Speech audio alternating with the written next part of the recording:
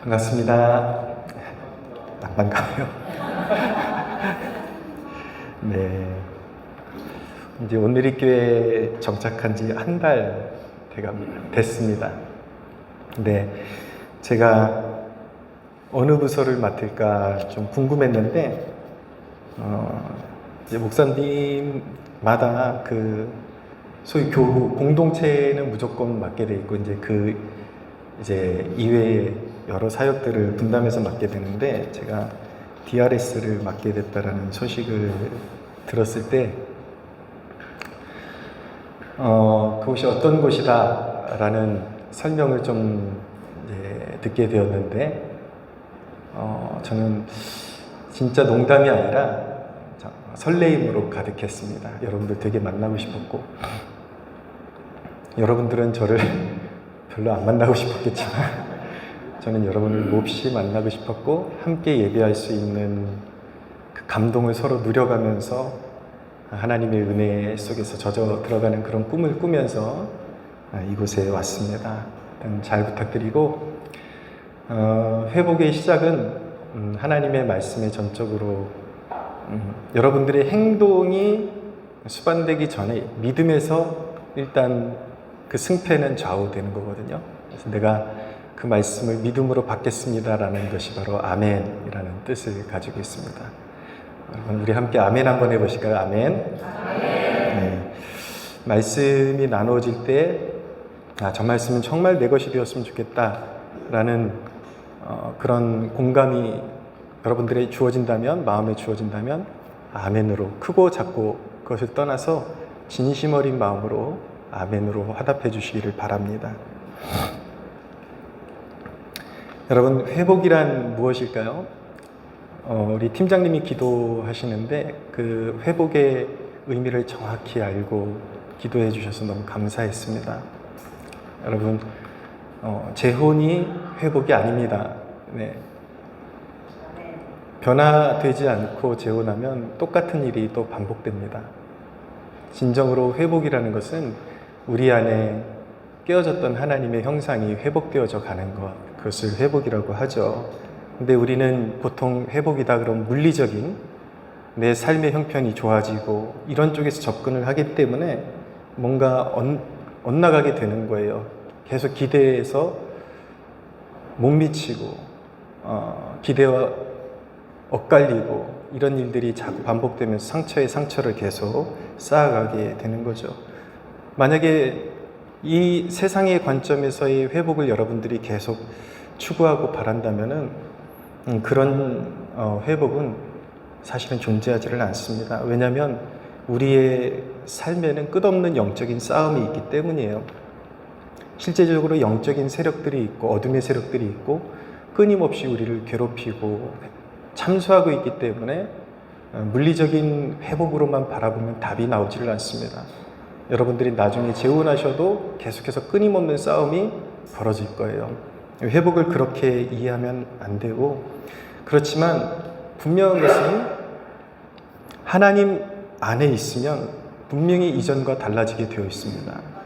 그것은 무엇이냐면 마귀가 계속해서 찔러대고 그리고 우리를 못 살게 해도 영적인 싸움이 있어도 우리가 하나님 안에 있게 되면 이전과 다른 것은 그 연단이 무르익을 때마다 예전에는 상처와 쓴뿌리의 열매들이 계속해서 맺혀졌다면 희한하게도 우리가 괴롭힘을 받을 때마다 그 연단의 일정 기간을 지나게 되면 선하고 좋은 열매들이 맺히는 것을 경험하게 될 것입니다. 그것이 하나님 안에 있느냐, 하나님 밖에 있느냐, 이러한 선명한 차이점이 되는 것이죠.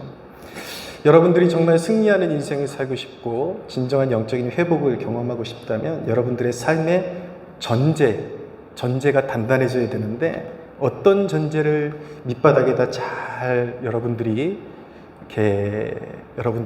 심어놔야 되는가? 그것은 하나님에 대한 올바른 이해를 심어놔야 됩니다.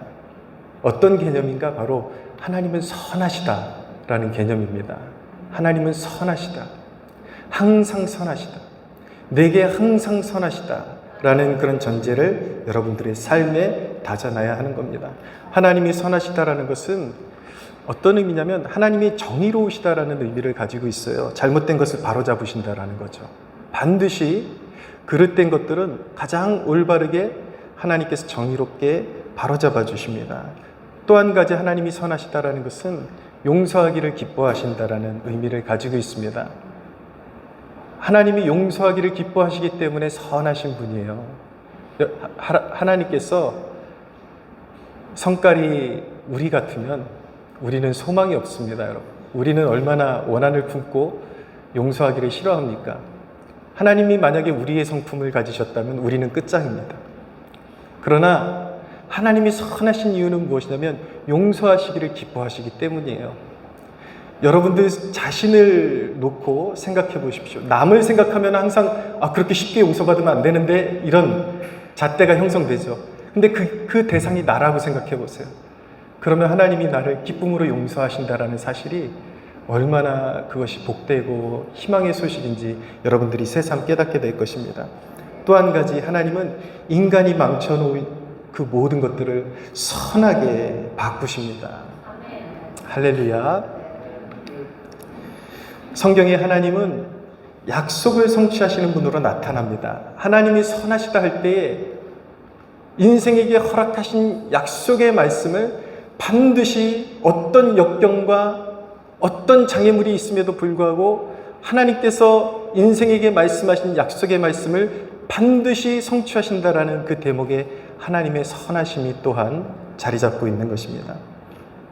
구약에 보면 하박국이라는 선지자가 나오는데 이 하박국이 영적으로 약간 마음에 비통함을 느끼고 시험에 들어 있었습니다. 무엇이냐면 하나님께서 이 선지자에게 이제 이스라엘 백성들, 유다 백성들이 곧 패망할 것이고, 그러나 또 유다 백성들을 패망하게 했던 바벨론을 벌하실 것이다 라는 그런 약속을 주셨는데, 이 하박국은 의문이 어떻게 하나님의 백성들보다 악한 바벨론이 하나님의 백성들이 이렇게 짓밟을 수가 있습니까? 이것이 정의로운 것입니까? 라는 질문을 계속해서 던지고 있었던 거예요. 그래서 악인이 자기보다 의로운 사람을 삼키는데도 잠잠하시나이까? 라고 그렇게 질문하고 있는 것이죠. 그러니까 하박국은 하나님 앞에서 정의로운 것이, 그러니까 나보다 악한 자, 그러니까 악한 자를 바라볼 때 기준을 항상 나보다 악한 자 이렇게 바라보는 의식이 있었고, 하나님의 절대적인 기준으로 바라볼 때에 악인들이 바로 하나님의 백성들이 악에 빠져 있었다라는 것을 보는 눈이 결여되어 있었죠. 그래서 하나님께 질문할 때에 하나님의 백성들보다 악한 바벨론이 하나님의 백성들을 그렇게 삼키는 것이 맞습니까? 왜 하나님은 잠잠하십니까? 거기에 마음에 걸림돌이 있었고 시험거리가 있었던 거예요. 그런데 하나님은 바벨론을 반드시 벌하실 것이라는 약속을 주시면서 더딜지라도 기다리라, 지체되지 않고 반드시 응하리라 라고 말씀하셨습니다. 그리고 한마디 덧붙여서 하신 말씀이 무엇이냐면 의인은 그의 믿음으로 말미암아 살리라 라고 말씀하셨어요. 근데 하나님께서 진정으로 이스라엘 백성들, 유다 백성들을 괴롭히던 바벨론, 심하게 짓밟고 이스라엘을 멸망시켰던 그 바벨론을 70년이 지나서 그 바벨론 제국이 멸망하게 하십니다. 이제 메대와 바사의 왕 고레스가 등장하면서 이제 바벨론 제국은 종지부를 찍게 되는 것이죠. 근데 왜 하나님께서는 곧바로 하나님의 백성들을 괴롭히는 바벨론을 충분히 벌하실 수 있는 능력이 있음에도 불구하고 왜 바로 시행하지 않고 언젠가 70년 후에 반드시 너희를 회복시키고 바벨론을 멸하겠다라는 약속을 주시면서 70년이 지나서 그 약속을 성취하셨는가? 왜 바로 그 약속을 시행하지 않으셨을까요? 그것은 하나님 앞에 범죄한 유다 백성들, 하나님의 자녀들을 정결하게 하시는 시간이 필요했기 때문입니다. 하나님은 바벨론에게 관심이 없으세요. 하나님의 관심은 하나님의 백성들이에요. 바벨론은 자기 역할을 감당하면 이제 사라질 것입니다. 근데 왜 70년이 걸렸는가? 하나님은 단순히 바벨론을 벌하시는 것이 하나님의 역사의 경영의 목적이 있었던 것이 아니라 하나님의 백성들을 불의에서 끌어내시고 연단하시고 자유케 하시기 위한 그런 놀라운 계획을 가지고 계셨던 것이죠. 하나님께서 허락하신 그 70년이라는 기간은 하나님의 백성을 새롭게 하시는 기간이었습니다. 그런데 여러분, 이 설교를 들으면서 혹시 그럼 나의 회복도 70년이 걸리는 걸까? 아니에요, 여러분. 그것은 영적인 원리를 여러분들에게 말씀드리는 것이고 여러분들 회복될 수 있습니다. 네. 못 쓰는 땅을, 토지를 변화시키는 것처럼 하나님께서 하나님의 백성들에게 연단을 주시는 이유는 그 영혼을 새롭게 하셔서 이전에는 무엇을 심어도 나오는 듯 하다가 꼬꾸라지고 썩어버리고 쓰러져 버렸던 그런 인생이었다면 이제는 그 땅을 기경해서 무엇을 심어도 잘 되는 인생, 무엇을 심어도 30배, 60배, 100배의 결실을 맺는 인생을 하나님께서 허락해 주시기 위해서 그 땅을 갈아엎는 그러한 시간이 필요했다라는 것입니다. 저는 목사님 아들로 태어났습니다. 제가 하나님께로 돌아선 그 나이가 26살 때였는데 그 전에는 제가 신앙을 갖고 싶어도 가질 수가 없었어요. 사람에 대한 상처 때문이었습니다. 제가 중학교 2학년 때 아버님께서 저 경기도 어디 시골 마을에 담임 목회로 가셨는데 어느 날 성도들이 다 들고 일어나가지고 저희 가족을 내어 쫓았어요. 근데 어린 눈에 볼 때 그렇게 믿었던 성도들인데 옛날에 이렇게 비디오 플레이어 같은 게 있었거든요. 그 교회에서 이렇게 자그마한 거 하나 이렇게 사택에다 들어놓은 게 있었는데 혹시라도 그걸 우리가 가져갈까봐 그거 내놓으라고 막 교인들이 밖에 지키고 있고. 그래서 여러분, 제가 사람에게 너무 상처받고 심지어는 교인이라는 사람들에게 너무 큰 상처를 받아서 제가 복수심을 가지고 중학교 2학년 때 찾아 들어간 것이 어디냐면은 운동하는 체육관이었습니다. 그래서 계속해서 이제 운동을 제가 그렇게 안 보일지 모르겠지만 20대 중반까지는 꽤 날렵하게 이제 제가 대학까지 경호무도학이라는 그 학과를 선택해서 들어가고 이제 격투기를 좀 했었어요, 옛날에. 그래서 이제 왜 격투기를 했는가? 여러분, 옛날 중국 무협영화 보면은 아버님 원수 갚으러 소림사 들어가는 그런 영화 많이 보셨어요? 네, 제가 딱 그런 심정이었습니다. 내 못된 인간들 꼭 때려주고 말 거야. 어리니까 그래도 주먹이 세면 혼내줄 수 있겠지. 그러고 이제 체대를 들어가서, 근데 그게 제 꿈이 돼가지고 이제 체육관을 개설해가지고 나중에 미국 같은 데 가서 체육관 차려서 운동 전파하고 그런 사람이 되어야 되겠다.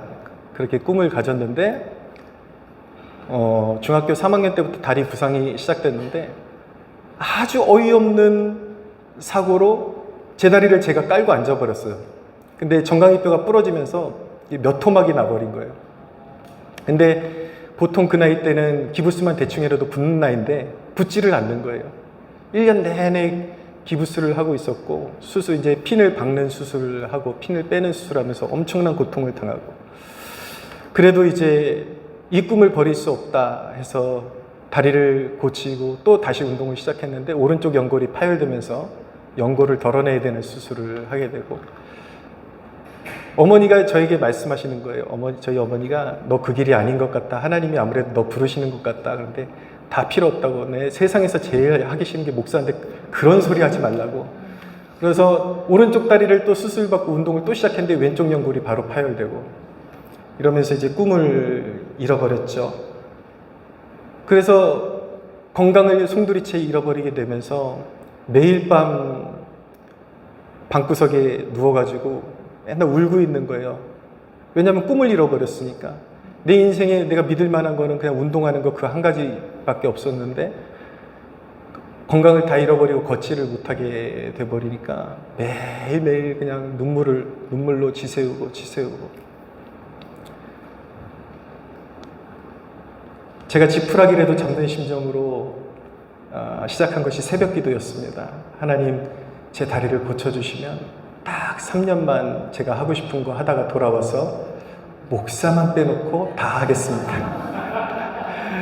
근데 진짜 그 고백을 한 다음에 제가 걸을 수 있게 되었어요. 일상활동이 가능하게 되었고, 근데 하나님이 그 순간 이미 마음을 변화시켜 주셔서 내가 신학을 하지 않으면 정말 미쳐버릴 것 같은 이 십자가의 복음, 나를 구원하신 이 영생의 복음을 사람들에게 증거하지 않으면 견딜 수 없을 것 같다는 마음이 들어서 3년이라고 제가 하나님께 고백했는데 6개월 만에 돌아와서 신학교를 준비하고 그렇게 한 3년 정도 준비해서 장신대 신대원에 이렇게 들어가게 됐죠.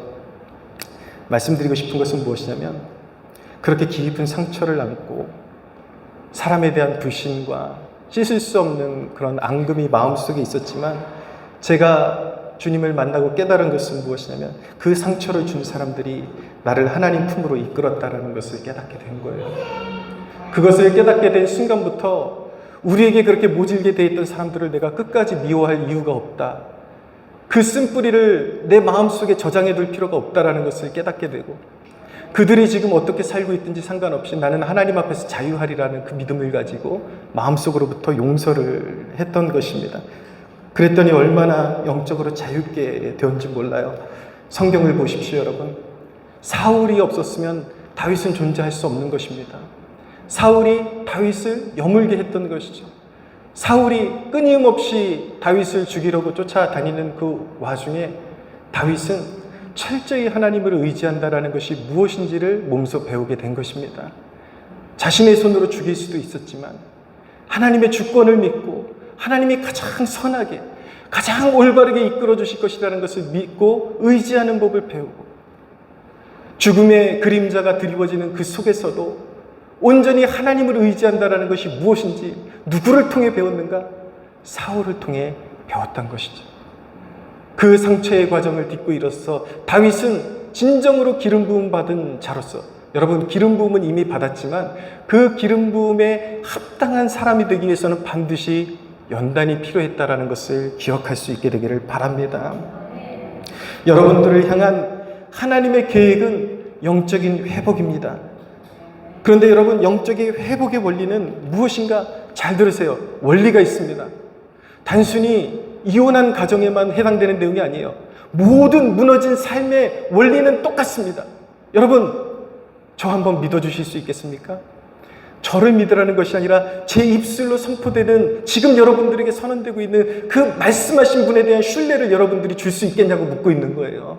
단언하건대 여러분들이 지금까지 얼마나 큰 고통을 겪고 왔는지 모르겠지만 괜찮습니다. 여러분들이 오늘 선포되는 말씀, 오늘부터 여러분들에게 말씀하시는 그 하나님을 신뢰할 수 있다면 여러분들의 삶 가운데 반드시 치유와 회복의 역사들이 일어나기 시작할 것입니다. 여러분, 영적인 회복의 원리는요, 하나님은 먼저 무너뜨리십니다. 반드시 무너뜨리십니다. 왠지 아십니까? 이전의 삶이 거룩하지 못한 삶이기 때문이에요.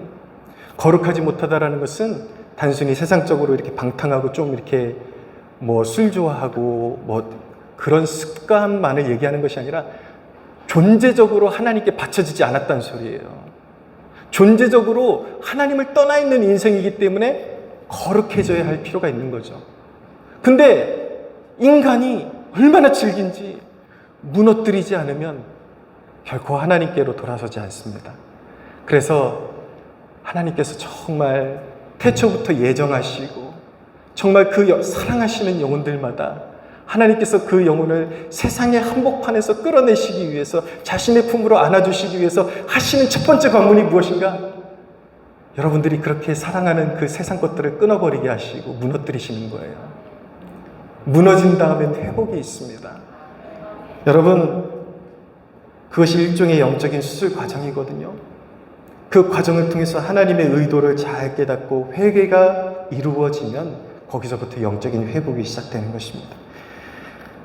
여러분이 하나님을 신뢰할 수 있다면 여러분들이 경험한 그 이혼이 하나님의 큰 계획의 일부였음을 알게 될 것입니다. 이 말씀은 하나님이 일부러 여러분들에게 고통을 주기 위해서 이혼하게 만드셨다라는 뜻이 아니라 여러분들의 시행착오를 그렇게 되도록 허락하셨다라는 거예요. 왜일까요? 여러분은 새롭게 빚어져야 하기 때문인 것입니다. 기분 나쁜 소리가 아니에요, 여러분. 하나님이 여러분들을 사랑하신다는 표현을 이렇게 하고 있는 것입니다. 할렐루야. 이 과정이 왜 필요한가? 이 과정을 통해서 하나님은 내 꿈이 아닌 나를 향한 하나님의 꿈이 이루어지게 하십니다. 아까도 제가 늘 방구석에서 늘 울었거든요. 내 인생은 정말 쓰레기가 됐다라고 생각했어요. 아, 정말 내가 세상 표현대로 병신이 됐구나. 눈물이 멈추지를 않고. 근데 제가 청년 시절 나갔던 교회 목사님이 예수 믿는 걸 그렇게 표현하시더라고요. 여러분, 지금의 난지도 말고 옛날 난지도 가보신 분 있습니까? 쓰레기터였거든요.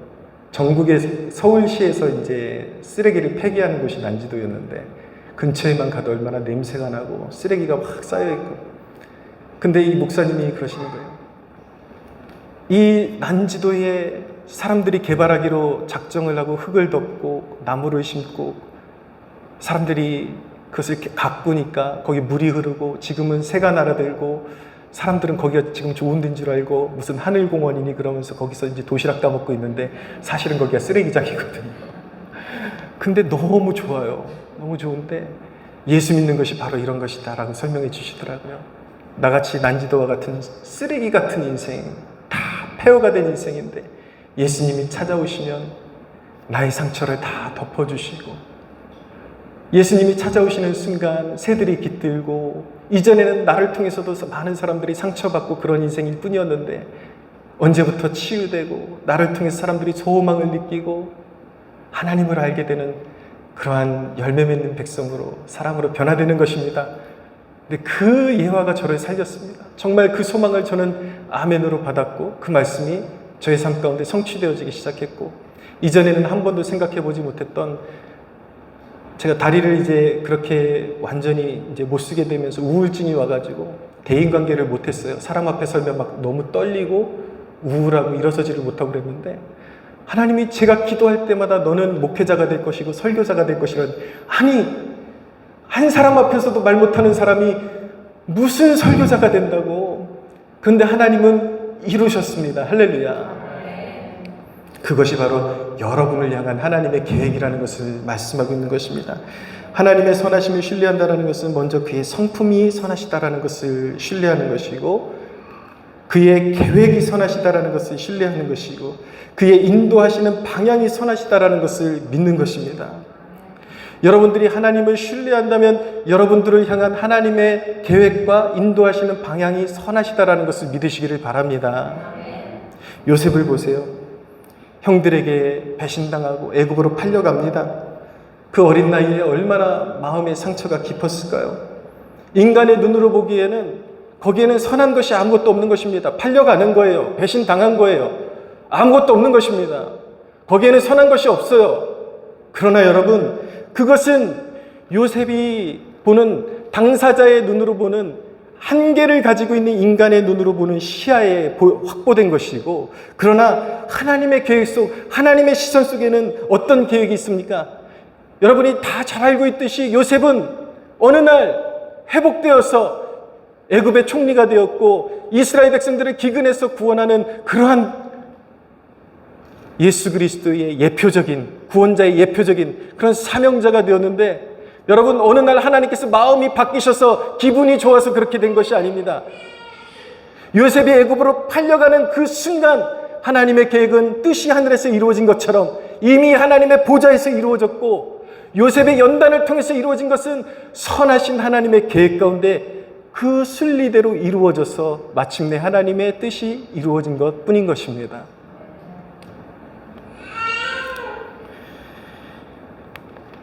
사랑하는 여러분, 지금 암담하세요?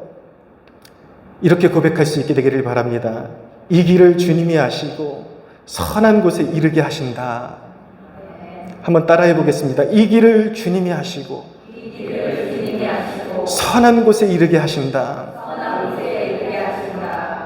여러분, 또 예배드리고 분명히 가면은 맨정신이 돌아오는 순간 또 막 이상한 마음 품고 있을 거예요. 내가 언제 은혜 받았냐 그러면서 또 이상한, 내가 그렇지, 내가 무슨 축복이야, 나같이 저주받은 인생이 어딨어 그러면서 또 신세 한탄하고. 믿음이란 무엇입니까?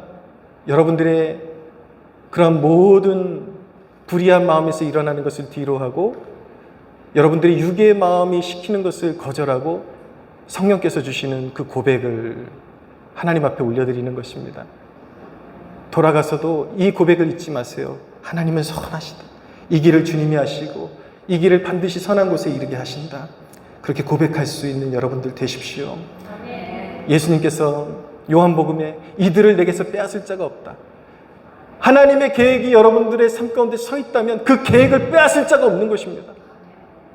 이들을 내 손에서 빼앗을 자가 없다라고 말씀하셨어요. 하나님은 최종 주권자이시고 전능자이십니다. 그분의 손에서 누가 감히 여러분들을 요구할 수 있는 그런 존재는 존재하지 않습니다. 하나님이 여러분들을 소유 삼으셨고 여러분들을 반드시 치유와 회복의 길로 이끄실 것을 믿으시기를 바랍니다. 여러분, 회복의 길을 걸으려면 여러분들의 삶을 이전 배우자와의 관계 속에서 봐서는 안 되고 여러분들에게 상처를 준 그 누군가의 관계 속에서 여러분들을 보는 것이 아닙니다. 여러분들이 지금 스스로를 어떻게 보기 시작해야 되는가? 여러분들을 하나님께서 연단하시는 이유는 정결케 하심이라고 말씀드렸어요. 여러분들이 질문해야 되는 것은 지금부터 이전의 배우자에 대한 생각을 자꾸 지워버리셔야 돼요. 그리고 스스로를 바라볼 때에 그 사람이 잘했느냐, 내가 잘했느냐의 관점에서 나를 평가하는 것이 아니라 하나님 앞에서 나는 어떤 존재였는가를 볼 수 있어야 됩니다. 그게 뭐냐면 바로 나의 죄됨을 볼 수 있어야 되는 거예요. 잘 들으세요, 여러분. 이혼은 죄야? 여러분, 단순히 그 얘기가 아니에요. 이혼만이 죄가 아니라 우리의 삶에 소소하지만 우리가 잘 깨닫지 못하는 죄 덩어리들이 얼마나 많은지 알아요? 그런 관점에서 얘기하는 것이 아니라 하나님과의 관계 속에서 여러분들 중에 상당수는 이미 그전부터 교회에 출석하고 있는 사람이었을 수도 있습니다. 그것을 묻는 것이 아니에요. 몸이 여기 있었느냐를 묻는 것이 아니라 여러분들의 마음이 하나님과의 관계 속에서 어떤 관계 속에 있었느냐, 거기서 죄됨을 볼 수 있어야 된다는 것입니다. 제가 DRS를 담당했다고 하니까 주변에 많은 분들이 조언을 하셨어요. 따끔한 조언. 죄 얘기 함부로 하면 안 된다. 근데 여러분, 목사로서 제 인생을 고치신 하나님의 이름을 걸고 여러분들에게 말씀드리는데 죄의 문제를 떠나서는 회복의 길로 갈 수가 없습니다. 그런데 여러분, 제가 여러분들을 정죄하기 위해서 이 이야기를 꺼내는 것이 아니에요. 하나님께서 성령을 통해서 여러분들의 스스로의 죄됨을 보게 하시는 이유는 여러분들을 정죄하고 참담하게 하고 쓰러뜨리기 위해서 하는 것이 아닙니다. 그렇게 하는 존재는 단 한 존재예요. 사탄이 그렇게 하는 거죠. 그러나 죄를 드러내시는 목적이 다르다라는 거예요. 나의 아픔과 나의 상처와 나의 죄됨이 누구 앞에서 드러나느냐에 따라서 그 결과는 하늘과 땅처럼 벌어지게 되는 것입니다. 요한복음 10장 10절에 이런 말씀이 있어요. 도둑이 오는 것은 도둑질하고 죽이고 멸망시키려는 것뿐이요, 내가 온 것은 양으로 생명을 얻게 하고 더 풍성하게 하려는 것이라. 이분이 바로 예수 그리스도이십니다. 여러분, 예수님은 여러분들에게 생명을 주고자 오신 분이고 주님은 선한 목자이십니다. 주님 앞에 숨길 것이 없는 거예요. 그냥 그대로 있는 모습 그대로 나가면 됩니다. 내가 이전에 주님을 솔직히 잘 몰랐습니다. 내가 이전에 내 행복을 추구했지만 주님을 떠나서 내 행복을 추구했고, 사실은 남편 잘 만나면, 아내 잘 만나면 내 인생이 어떻게 좀 펴볼 줄 알고 거기에 진정한 행복이 있는 줄 알고 그것이 전부인 줄 알고 살았던 여러분, 그 태도, 그것이 바로 죄성이라는 것이죠. 직면할 수 있겠습니까? 여러분, 저와 이제 말씀 계속 회복의 길로 가려면 자기 자신을 바라보는 이 훈련이 돼야 되거든요. 할 수 있겠습니까? 한번 따라해 보실까요? 죄에 직면하는 것을 두려워하지 말자. 여러분들이 그렇게 해도 손해볼 것이 없는 것은, 말씀드린 것처럼 우리 하나님은 선하시고 여러분들을 괴롭히기 위한 것이 아니라 여러분들을 안전하고 가장 바른 길로 인도하시기 위해서 여러분들을 위한, 여러분들을 향한 선한 계획을 가지고 계시기 때문에 우리는 믿고 그분 앞에 설 수 있는 것입니다. 사랑하는 여러분, 오늘 주님을 믿고 따르기로 결단하십시오.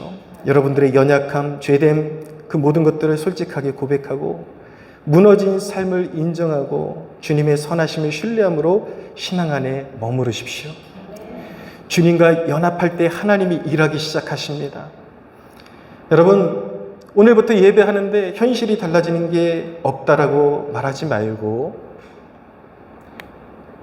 여러분들의 존재가 이제 하나님 안으로 들어왔음을 입증하는 삶을 살아가셔야 돼요. 지금 당장 보이는 것이 없어도 예배하고 말씀을 받아 먹으십시오. 지금 당장 예배를 끊임없이 드리고 왠지 여기서 찬양할 때는 눈물이 솟아오르고 하나님의 임재가 느껴지고 하나님이 나를 위로하시는 것이 느껴졌음에도 불구하고 밖으로 나가면 너무 강팍하고 삶이 또 힘들어지고 내 마음에서 조금 치유가 일어난 줄 알았더니 또다시 내 마음에 눈물이 흐르고 이상하게 그 쓴뿌리에서 나오는 고름이 계속 멈추지 않고 흘러나오는 것 같다 할지라도 그 순간에도 여러분들이 마음속으로 이 한 가지 고백은 가슴에 심고 돌아가십시오. 하나님은 선하시다. 하나님은 선하시다. 여러분, 조금 어린아이와 같은 시각을 버려야 합니다. 오늘부터 예배 시작하면 한 1년 안으로 회복이 이루어지겠지? 아니요, 저 아까 고백했지만 제 무너진 삶이 지금도 회복 중에 있어요. 지금도. 그렇지만 이전과 분명히 다른 삶이 여러분들에게 시작될 것입니다. 회복, 회복, 회복, 회복. 여러분, 그렇게 미친 듯이 외치지 않아도요, 여러분들이 하나님 안에, 주 안에 거하기만 하면은 두려운 듯 하나님이 나를 정말 사랑하시고 위로하시는구나라는 사건이 마치 돌다리를 하나님께서 내가 지칠 때쯤 하나 놔주시고 하나 놔주시고 그러면서 실질적으로 눈에 보이는 물리적인 삶 가운데도 조금씩 회복이 이루어지기 시작할 것입니다. 믿으십시오. 그러나 영적인 싸움이 있을 거예요. 또 무너지는 그때가 있지만 여러분들의 심령 가운데 선언해야 되는 것은 무엇이냐면 이제는 이전의 내가 아니다. 나의 존재가 달라졌다. 나는 하나님의 소유요, 하나님의 자녀다 라는 고백으로 살아갈 때에 하나님의 선하심을 날마다 고백하는 그 삶을 여러분들이 놓치지 않고 살아갈 때에 반드시 내가 생각하는 회복이 아니라 내가 생각한 것보다 더 훌륭하고 더 아름답고 더 탁월한 하나님께서 그 보좌에서 움직이시는 회복이 저와 여러분들의 삶을 주장할 줄로 믿으시기를 바랍니다. 기도하겠습니다. 하나님, 우리의 연약한 마음을 붙들어 주십시오. 하나님, 여전히 용서하기가 힘들고 이전 일을 생각할 때에 아픔의 쓴뿌리가 올라옵니다. 하나님, 이 순간 온전히 하나님을 의지하여 나를 지배하던 모든 생각들을 내려놓고 나를 위해 죽으시고 부활하신 예수님께 내 삶을 드리기를 원합니다. 잘 되지 않지만 내가 드리기를 원하오니 그 강한 손으로 붙들어 주시고 치우치고 길을 잃고 방황할 때마다 그 큰 손으로 붙잡아 주셔서 내가 이 길로만, 하나님을 신뢰하는 길로만 걸어갈 수 있도록 도와주시옵소서. 우리의 약함을 아시는 주님, 쓰러질만 하면 나타나시고 부디 우리를 붙잡아 주사 아버지의 선하심이 우리의 삶 가운데 끊임없이 나타나는 그 축복을 원하오니 우리 모두에게 그 복을 부어 주시옵소서. 감사와 영광을 올려드리며 우리 구주 예수 그리스도의 이름으로 기도하옵나이다. 아멘.